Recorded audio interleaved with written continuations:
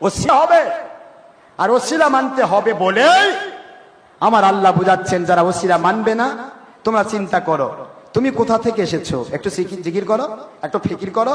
দেখো তুমি যদি বলো, নিজেকে জিজ্ঞাসা করো আমি কোথা থেকে এসেছি, আমার মা আমার বাবার ঔরসে এসেছি। তোমার মা বাবা লাগলো কেন? তোমার আল্লাহ দেওয়া পারে না?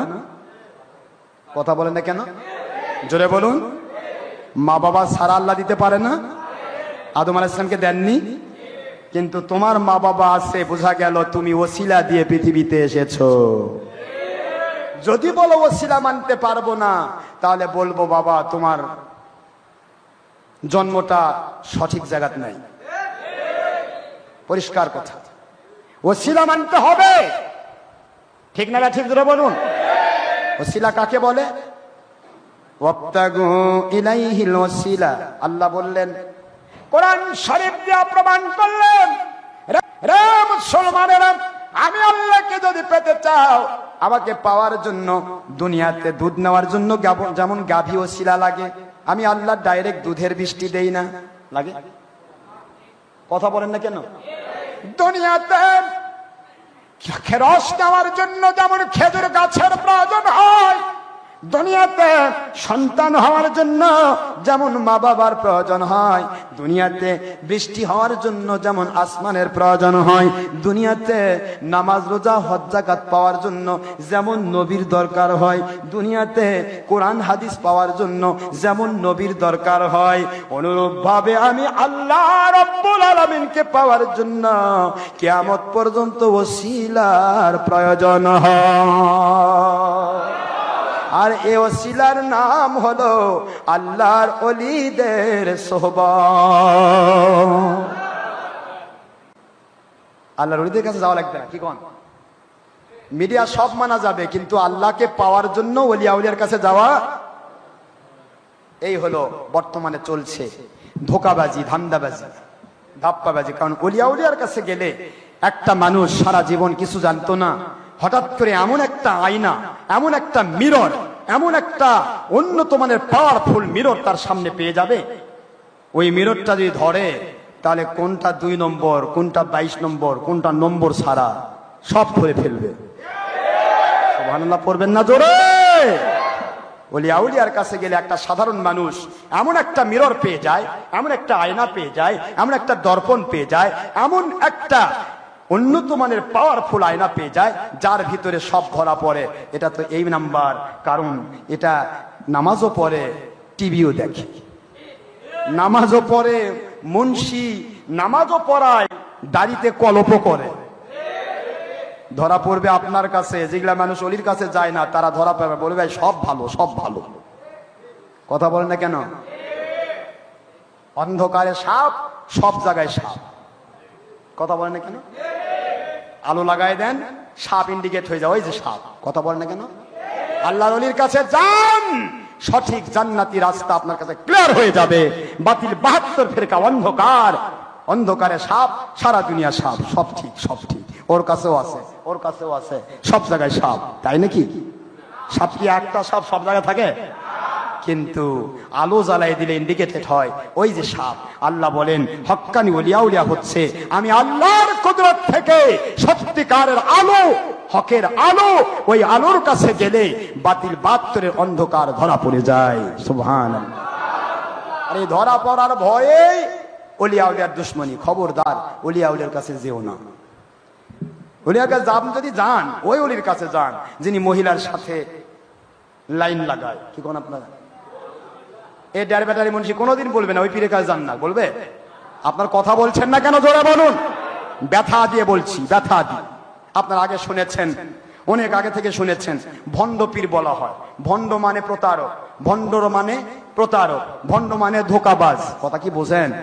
ভণ্ড পীর তাকে বলা হয় হয়তো একটা মেয়ের সাথে ধরা পড়েছে, অথবা টাকা পয়সা লুটপাট করেছে, অথবা 2 নম্বরই করেছে, অথবা নামাজ কালাম পড়ে না, অথবা গাঁজা টানে, অথবা পাছায় চট মাথায় জট, অথবা অন্য রকমের কোরআন সুন্নাহর অল্টারনেট পজিশন বিভিন্ন ভাবে চলে, অথবা মূর্খ, লেখাপড়া নেই, কোনো মতে এক পীরের পিছে ঘুরে, কোনো মতে একটা খেলাফত নিয়ে কিছুই জানে না, কোরআনও পড়া জানে না, হাদিসও পড়া জানে না, কিছুই পড়া জানে না, যা শিখায় তাই মুরিদদেরকে শুধুমাত্র সবক দেয়, বাবা এই করো, নামাজ লাগবে না, বিভিন্ন কথা বলে। এই ধরনের পীরকে আগে থেকে বলা হতো ভণ্ড পীর। কি কথা ঠিক না ব্যাঠিক? ঠিক না ব্যাঠিক? জোরে বলুন। এখন ডক্টর আশরাফ সিদ্দিকীকে ভণ্ড বলা হচ্ছে। ডক্টর আশরাফ সিদ্দিকী কবে কোন মেয়ের সাথে ধরা পড়ছে? কবে নামাজ ছেড়েছে? কবে রোজা ছেড়েছে? কবে হজ ছেড়েছে? কবে যাকাত ছেড়েছে? কবে ডক্টর আশরাফ সিদ্দিকী কারো মাথার বাড়ি দিয়েছে? কবে ডক্টর আশরাফ সিদ্দিকী কোনো মানুষের ক্ষতি করেছে? কবে ডক্টর আশরাফ সিদ্দিকী ইসলামের বিরোধী কথা বলেছে? কবে ডক্টর আশরাফ সিদ্দিকী আপনাকে অযাচিত ভাবে গালি দিয়েছে? কবে আশরাফ সিদ্দিকী কোরআন সুন্নাহ বিরোধী কাজ করেছে? কবে তিনি তো মূর্খ নন, তিনি তো হঠাৎ মুন্সি নন, তিনি বাপ দাদা থেকে ফুরফুরা সিলসিলার মানুষ।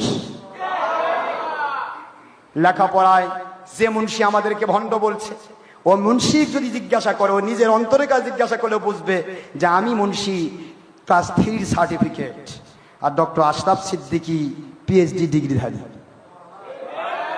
অহংকার নয়, গর্ব নয়, ইটস গিফট অফ আওয়ার আল্লাহ, আমাদের মালিকের দয়া। এটা হিংসা নয়, অহংকার নয়। আমি বলতে, আপনি যে ভণ্ড বলতে চাচ্ছেন, কোন ধারায় ভণ্ড বলতে চাচ্ছেন, এমন একজন 22 নম্বর বা নম্বর সারা মানুষ আমাদের সামনে হাজিরা হন, আমরা আপনাকে 22 বার ভণ্ড প্রমাণ করব।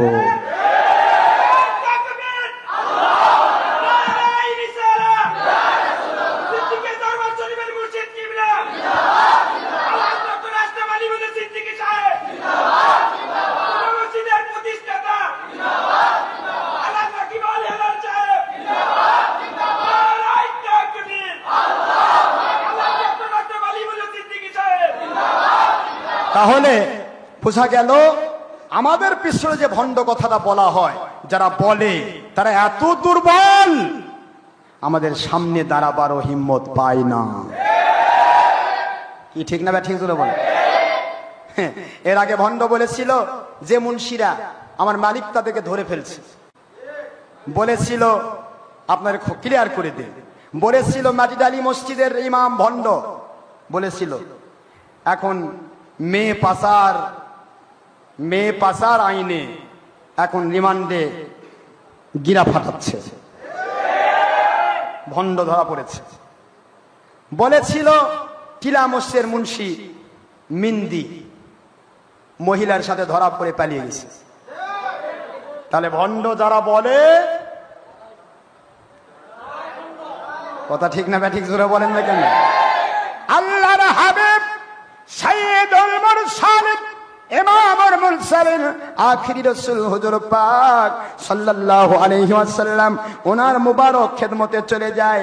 আমার নবীজি পাক সাল্লাল্লাহু আলাইহি ওয়াসাল্লামকে বলা হলো পাগল। কি বলা হয়েছে? কোরআন বলেছে ওমা সাহিবুকুম মাজনুন, আমাদের সাথী পাগল নয়। সুবহানাল্লাহ পড়বেন না? ওরা পাগল বলল, ওরা ভণ্ড নবী বলল, ওরা নবীকে আমাদের মতো বলল, অনেক কথা বলল। লাস্টে বলতে বলতে লাস্ট ফিনিশিং এ বলল মুহাম্মদ সাল্লাল্লাহু আলাইহি ওয়াসাল্লাম জাদুকর।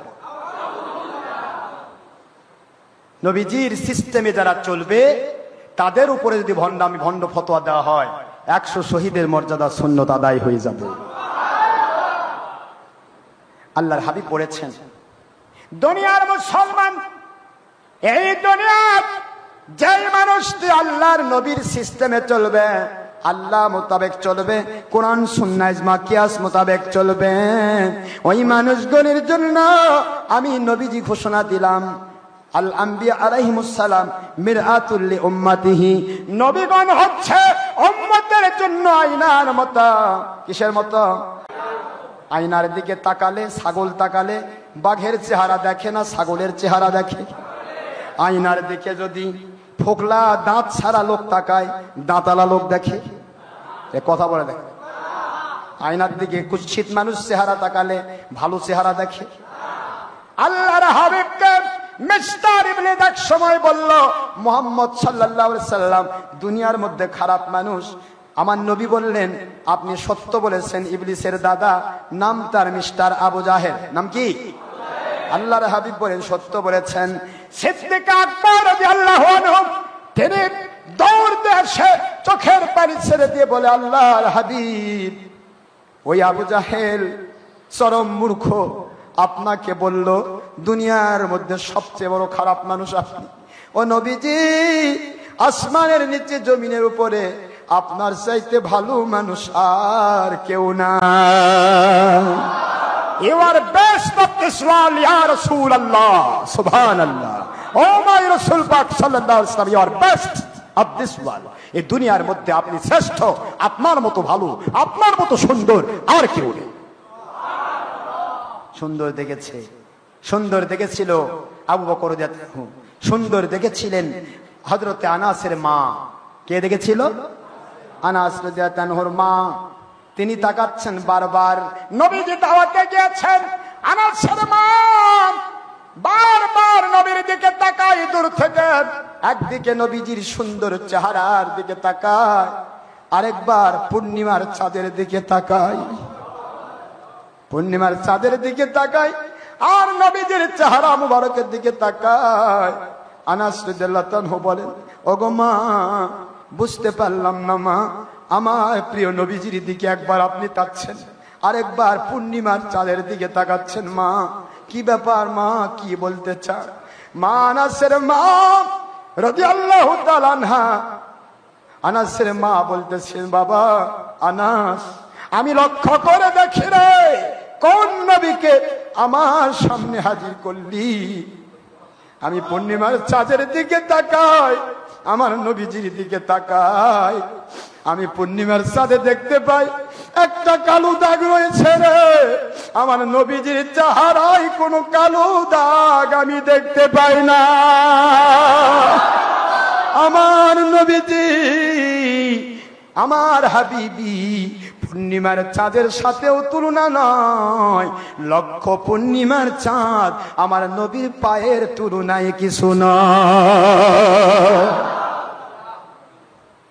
আবু জাহেলও দেখেছিল, আবু বকরও দেখেছিল, দেখাটা কি একরকম? বলে না জোরে একরকম? আবু জাহেল বলেছিল, you are bad of this world, আপনি হলেন দুনিয়ার সবচেয়ে খারাপ।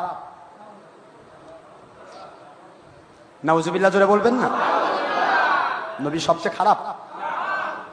আমার নবী বলে দিলেন, আবু জাহেলকে খুশি করলেন, হুজুর সাদ্দাকতা ইয়া আম্মি, আয় আমার চাচা, আপনি আমার বাপের ভাই তো, চাচাতো ভাই, বাপের চাচাতো ভাই। কথা বুঝতেছেন নাকি? তো চাচা, হ্যাঁ ইউ আর রাইট, আপনার কথা সঠিক, আপনার কথা কি হলো? নবী খারাপ? আবু বকর রাদিয়াল্লাহু আনহু বলেন, you are best of this world, ya Rasulullah, ya Habiballah, o prophet, o Rasul Pak sallallahu alaihi wasallam of this world, গোটা জগতের মধ্যে আপনি শ্রেষ্ঠ।